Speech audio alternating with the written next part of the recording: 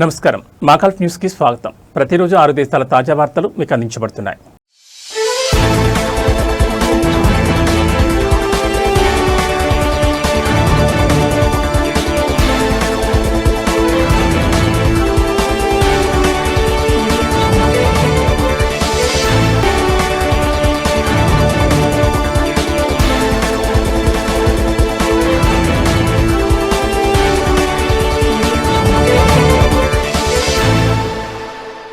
UAE వ్యాప్తంగా స్కూళ్లకు summer holidays ప్రారంభం కానున్నాయి. చాలా కుటుంబాలు ఇప్పటికే రాబోయే 2 నెలల కోసం తమ ప్రయాణ ప్రణాళికలను సిద్ధం చేసుకున్నాయి.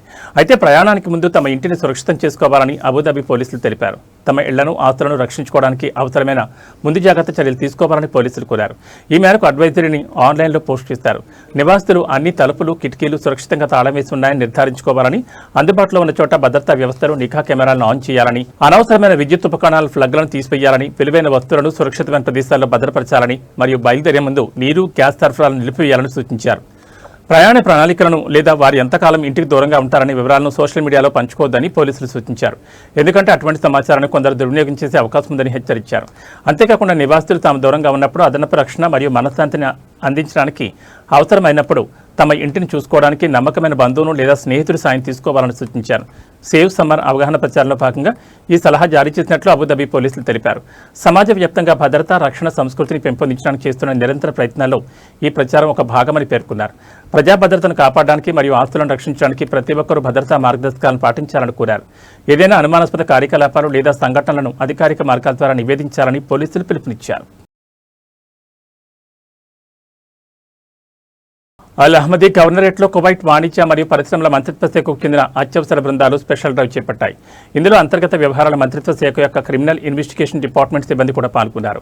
అనేక వాణిజ్య సంస్థల్లో విస్తృతంగా తనిఖీలు నిర్వహించారు. ఈ సందర్భంగా 8 దుకాణాలను సీజ్ చేయడంతో పాటు 46 ఉల్లంఘన నోటీసులను జారీ చేసినట్లు వాణిజ్య మంత్రిత్వ శాఖ తెలిపింది. వాణిజ్య సముదాయాలు చట్టాలు మరియు నిబంధనల ప్రకారం నడుచుకోవాలని, లేదంటే చెకింగ్ ఇన్స్పెక్టర్లు ఉల్లంఘనలను గుర్తించిన వెంటనే చర్యలు తీసుకుంటారని హెచ్చరించింది. వాణిజ్య ఉల్లంఘనలను అడ్డుకట్టడానికి మరియు వినియోగదారుల హక్కులను పరిరక్షించడానికి కువైట్ అంతటా తనిఖీలు కొనసాగుతున్నాయని వాణిజ్య మంత్రిత్వ శాఖ స్పష్టం చేసింది.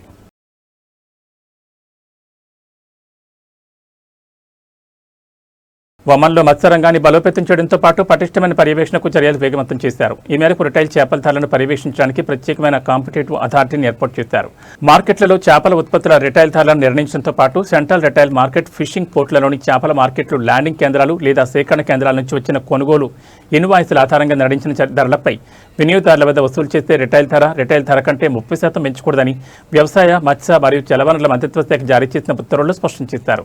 అయితే ఈ నిబంధన అన్ని చేపల మార్కెట్లలో ఒకే రకమైన ధరలను నిర్ణయించదని, హోల్సేల్ ఇన్వాయిస్లను ప్రామాణికంగా ఉపయోగించి అవసరమైనప్పుడు రిటైల్ ధరలను నియంత్రించడానికి అథారిటీ చట్టపరమైన అధికారాలు కల్పిస్తుంది. ఇది మార్కెట్ పారదర్శకతను బలోపేతం చేయడంతో పాటు చేపల మార్కెట్లలో లైసెన్స్ పొందిన చిల్లర వ్యాపారులపై స్పష్టమైన నియంత్రణను నిర్దేశిస్తుందని భావిస్తున్నారు. అదే సమయంలో వాణిజ్య చేపల వేట నౌకలు, చేపల నాణ్యత నియంత్రణ, ఆక్వాకల్చర్, చేపల మార్కెట్లు, చేపల వేట పరికరాలు మరియు వినోదపరమైన చేపల వేట వంటి అంశాలను కవర్ చేసి మునుపటి నిబంధనలను ఇప్పుడు ఈ అథారిటీ పరిధిలోకి తీసుకొచ్చినట్లు జలవనరుల మంత్రిత్వ శాఖ వెల్లడించింది.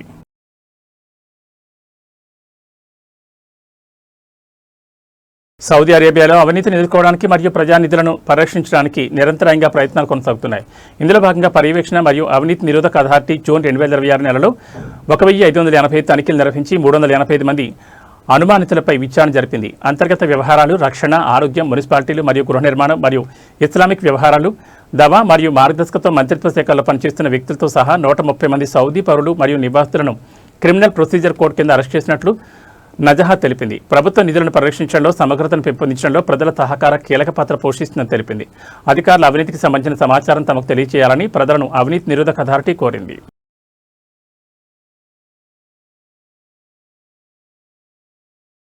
బహ్రెయిన్ పౌరులకు షెంజన్ ప్రాంతానికి వీసా రహిత ప్రయాణాన్ని కల్పించడానికి జర్మనీ కృషి చేస్తోందని ప్రకటించింది. అలాగే యూరోపియన్ యూనియన్ మరియు గల్ఫ్ సహకార మండలి మధ్య స్వేచ్ఛ వాణిజ్య ఒప్పందాలపై చర్చలను వేగవంతం చేయడానికి ప్రయత్నాలు కొనసాగుతున్నాయని బహ్రెయిన్లోని జర్మన్ రాయబారి హెన్నింగ్ సైమన్ తెలిపారు.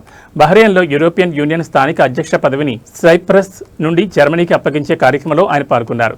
యూరోపియన్ యూనియన్ కౌన్సిల్ అధ్యక్షతలో జర్మనీ కొనసాగే సమయంలో జీసీసీతో EU వ్యూహాత్మక భాగస్వామ్యాన్ని బలోపేతం చేయడం తమ ప్రధాన ప్రాధాన్యంగా ఉంటుందని సైమన్ పేర్కొన్నారు.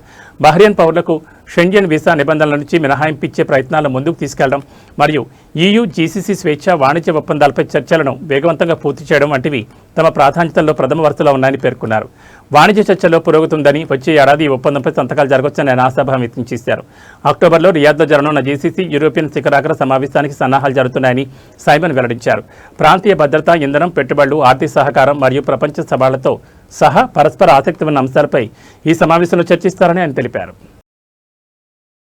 జూన్లో జరిగిన బిగ్ టికెట్ తాజా వీక్లీ ఈ డ్రాలో అదృష్ట విజేతలుగా నిలిచిన వారిలో 4 భారతీయులు ఉన్నారు. వీరంతా ఒక్కొక్కరు 25,000 దిర్హాంల బహుమతిని గెలుచుకున్నారు. అదే సమయంలో ఈ ప్రసిద్ధ రాఫెల్లో లభించే భారీ జాక్పాట్ బహుమతుల కోసం కూడా వారు ఆసక్తిగా ఎదురుచూస్తున్నారు. ఈ విజేతల్లో కర్ణాటక చెందిన 40 ఏళ్ల నిర్మాణ రంగ నిపుణుడు అబూబకర్ సిద్దిక్ ఒకరు. గత 13 ఏళ్లుగా సౌదీ అరేబియాలో నివసిస్తున్న సిద్దిక్ కుటుంబం స్వదేశంలోనే ఉంటుంది. తాను గెలిచిన విషయం తెలిసినప్పుడు ఆయన ఎంతో ఆశ్చర్యపోయారు. గత 3 ఏళ్లుగా తన సహోద్యోగులతో కూడిన 10 మంది సభ్యుల బృందంలో భాగంగా ఆయన బిగ్ టికెట్లో పాల్గొనేవారు. అప్పుడు తరచుగా వేర్వేరు సభ్యుల పేర్లతో టికెట్లు కొనుగోలు చేసేవారు. అయితే ఈసారి మాత్రం తన సొంత పేరుతో స్వతంత్రంగా టికెట్ కొనాలని నిర్ణయించుకున్నారు. దీనివల్ల ఆ క్షణం ఆయనకు మరింత ప్రత్యేకంగా నిలిచింది. తన భవిష్యత్ ప్రణాళికల గురించి మాట్లాడుతూ ఆ నగదు బహుమతిని ఎలా వినియోగించుకోవాలో నిర్ణయించుకునేందుకు తగిన సమయం తీసుకుంటానని చెప్పారు. ఈ డ్రా విజేతలలో తాను కూడా ఒకరినని తెలుసుకున్న భారతీయ ప్రవాసి సుజిత్ సుకుమారన్ ఎంతో ఆనందాన్ని, ఉత్సాహాన్ని వ్యక్తం చేశారు. ఆయన తన విజేత టికెట్ను ఆన్లైన్లో కొనుగోలు చేశారు. హైదరాబాద్ చెందిన ప్రస్తుతం చెన్నైలో నివసిస్తున్న 41 ఏళ్ల నరేష్ తంగలపల్లి UAE నుండి ఫోన్ కాల్ వచ్చినప్పుడు ఏదో శుభవార్త వినబోతున్నానని తనకు అనిపించిందని చెప్పారు. ఈ గెలుపుతో తమ బృందం చాలా సంతోషంగా ఉందని, నగదు బహుమతిని తమలో తాము పంచుకోవాలని యోచిస్తున్నట్లు నరేష్ చెప్పారు. తన వాటాతో అతను తన కుటుంబాన్ని ఒక యాత్రకు తీసుకువెళ్లాలని ఆశిస్తున్నాడు. ఈ డ్రాలో కేరళకు చెందిన 45 ఏళ్ల వ్యాపార యజమాని 4వ విజేతగా నిలిచారు. విజేత కమలుద్దీన్ అన్వర్ షా గత 24 ఏళ్లుగా ఒమాన్లో నివసిస్తుండగా అతని కుటుంబం స్వదేశంలోనే ఉంది. తన అప్పులలో కొన్నింటిని తీర్చడానికి నగదు బహుమతిని ఉపయోగించాలనుకుంటున్నట్లు అతను చెప్పాడు. ఆగస్టు 3 గ్రాండ్ ప్రైజ్ ఆగస్టు 3న జరిగే లైవ్ డ్రాలో ఒక విజేత దిర్హాం 20 మిలియన్ల గ్రాండ్ ప్రైజ్ను గెలుచుకుంటాడు. మరో 5 విజేతలు ఒక్కొక్కరు దిర్హాం 1,00,000 చొప్పున కన్సోలేషన్ ప్రైజులను అందుకుంటారు. జూలై నెలలో ఎప్పుడైనా ఒక బిగ్ టికెట్ కొనుగోలు చేస్తే కస్టమర్లు కూడా ది బిగ్ స్పిన్లో పాల్గొంటారు. ఆగస్టు 3 లైవ్ డ్రాలో 3 విజేతలను ఎంపిక చేస్తారు మరియు వారు సెప్టెంబర్ 3న జరిగే గేమ్లో పాల్గొంటారు. అక్కడ ప్రతి విజేత 1 మిలియన్ దిర్హామ్స్ గెలుచుకుంటాడు. అలాగే 2 లగ్జరీ వాహనాలు గెలుచుకునే అవకాశం ఉంటుంది. ఆగస్టు 3న మసెరటి గ్రెకేల్ డ్రా, ఆ తర్వాత సెప్టెంబర్ 3న ల్యాండ్ రోవర్ డిపెండెంట్ డ్రా జరుగుతుంది. ఇవి మా కల్పిన విశేషాలు. మరో బుట్టెల్లో మళ్ళీ కలుసుకుందాం. నమస్కారం.